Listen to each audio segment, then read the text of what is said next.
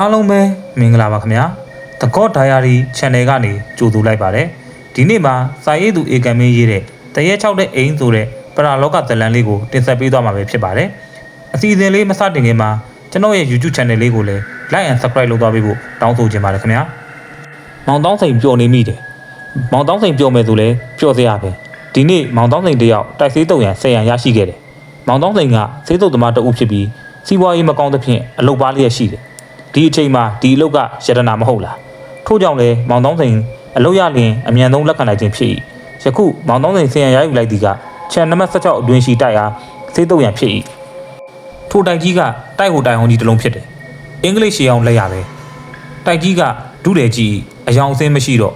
တချို့နေရာတွေအင်္ဂလိပ်တွေကွာနေထို့နောက်မောင်တောင်းစိန်10ရန်ယူပြီးအပြန်ခီးတွင်ဦးလေးအတွက်ရိုင်ယယ်ဝီစကီတပြားဝယ်ပြီးအိမ်ကိုပြန်ခဲ့တယ်ဦးလေးကအပြုံးနဲ့ကြုံနေ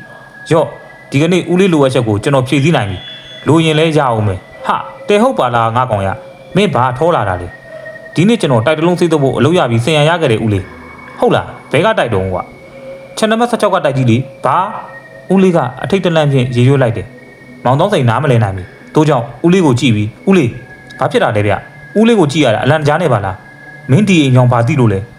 ဲဘာသိဖို့လို့လဲဦးလေးကတိလည်းမသိချင်ပါဘူးမသိချင်လို့မဖြစ်ဘူးတောင်းစိန်ဒီအိမ်ကမကောင်းသူဝဆန်အိမ်ကွာဒီအိမ်ကတရဲ6တဲ့အိမ်ကြီးမောင်တောင်းစိန်ပြုံးလိုက်တယ်ကျွန်တော်မယုံဘူးဦးလေးခယူလည်းမဆိုင်ဘူးဟုပြတ်သွားစွာပြောလိုက်တယ်ဒုက္ခပဲတောင်းစိန်ဒုက္ခပဲဦးလေးကညင်းညင်းညူညူနဲ့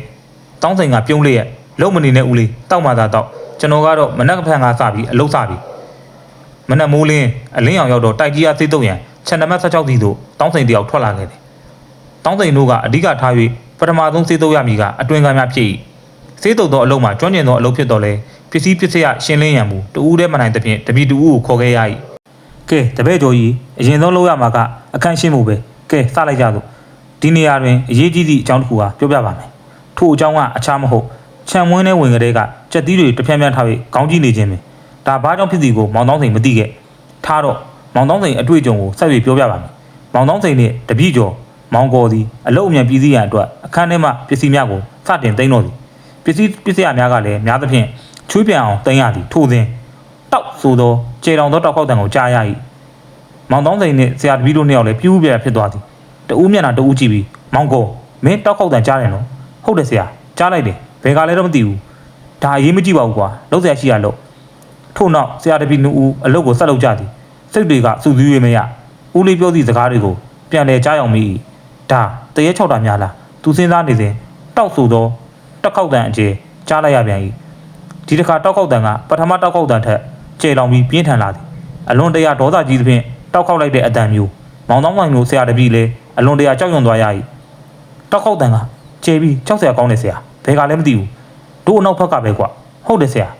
ထို့နောက်မောင်တောင်းစိန်တို့ဆရာတပည့်လှည့်ကြည့်လိုက်ရာပြောမပြတတ်အောင်ကြောက်ရွံ့သွား၏မှန်သည်အဖြစ်ကဖနစ်ကနဲ့မတူဘူးပြောရလောက်အောင်လေပြောမယုံကြုံမသိမိဘူးဆိုရမည်ပဲမောင်တောင်းစိန်တို့ဆရာတပည့်ခေါင်းတွေပုတ်လောက်ကြီးကြီးပြီးတက်သီးတွေတပြန်းပြန်းထသွား၏အဘဲကြောင့်ဆိုသောမောင်တောင်းစိန်တို့လှည့်ကြည့်လိုက်ခြင်းတွင်ဖြူဖြူတရံတစ်ခုသည်ထုတ်တန်းပေါ်မှဝုန်းကနေခုန်ချလိုက်သည်ကိုမြင်လိုက်ရသောကြောင့်ဖြစ်သည်အာကနေអော်ပြီးတော့မျက်လုံးစုံမိတ်ကဆရာတပည့်နှစ်ဦးလက်တွဲကတိုက်ပေါ်မှာပြေးဆင်းခဲ့ရပြီတောင်းစိန်တို့ဆရာတပည့်ဝေယုံသုံးကပြေးလာသဖြင့်မောနေ၏အိမ်ရောက်လျင်ရေတယောက်တစ်ခွက်စီတောက်ပြီးခြေပြက်လက်ပြက်ထိုင်ချလိုက်၏ဦးလေးကအပြုံးနဲ့အနားကိုတိုးကပ်လာပြီးဘဲနဲ့ငါတူတို့တရဲနဲ့နှစ်ဖူးတွေတွေ့ခဲ့ရပြီမဟုတ်လားမောင်တောင်းစိန်ကဟုတ်တယ်ဦးလေးရဲ့ပြောမပြောချင်တော့ပါဘူးဗျာဒီတိုင်းဆိုရင်တော့မလွယ်ဘူးဆက်လို့ရင်လက်ပြလွင်သေးဖို့ပဲရှိတယ်တော်ပြီကျွန်တော်ဒီအလုပ်ကိုဆက်မလုပ်နိုင်တော့ဘူးဆရံပြန်အမ်းမယ်စားစရာမရှိရင်အငတ်ပဲနေတော့မယ်ကျွန်တော်တရဲနဲ့ထပ်မတွေ့ချင်တော့ဘူးပြောသည်ပြီးမှဟုတ်တယ်ဆရာကျွန်တော်ကိုကြောက်တယ်လို့ပြောခြင်းပြောဒီအိမ်ကြီးကိုကျွန်တော်မသွားနိုင်တော့ဘူးနောက်တစ်ခါအချောက်ခံရရင်သေဖို့ပဲရှိတော့တယ်ဟုပြောလိုက်တော့သည်အဆုံးထိနားသင်ပေးလို့အားလုံးကိုကျေးဇူးတင်ပါတယ်ခင်ဗျာ channel လေးကိုလည်း like and subscribe လုပ်သွားပေးဖို့တောင်းဆိုလိုက်ပါတယ်